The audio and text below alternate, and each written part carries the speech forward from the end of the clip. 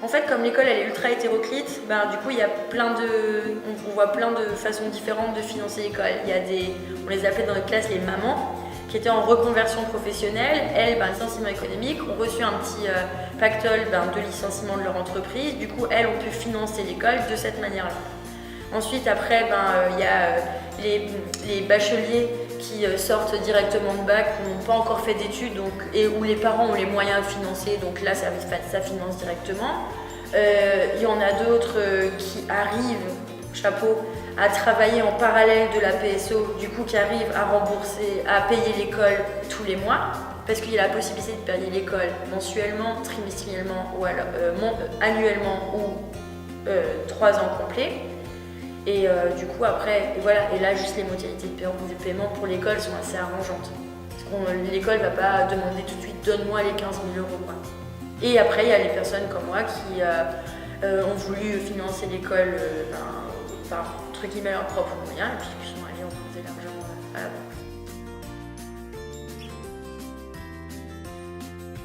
J'ai un peu un caractère un peu trop fier et du coup au départ mes parents m'ont dit on te supporte, et moi j'ai dit non, je me le finance moi-même. Alors je me finance moi-même, c'était j'allais à la banque pour emprunter de l'argent parce que c'est quand même 15 000 €, donc c'est pas excessivement cher si on compare avec une école de commerce, mais c'est pas non plus les frais d'inscription à la fac pour 600 €.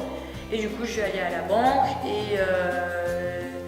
et après, ce qui est cool, c'est qu'il y a quand même quelques banques qui ont des offres super intéressantes pour le crédit étudiant.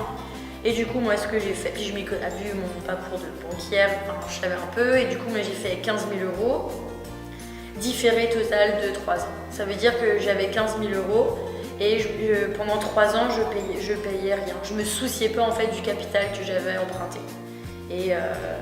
Et du coup pour moi c'était quand même mieux parce que fallait quand même après à nouveau payer un appart, j'avais pas les moyens de payer le remboursement du prêt, et payer l'appart, et payer un. Et du coup j'ai fait différer total.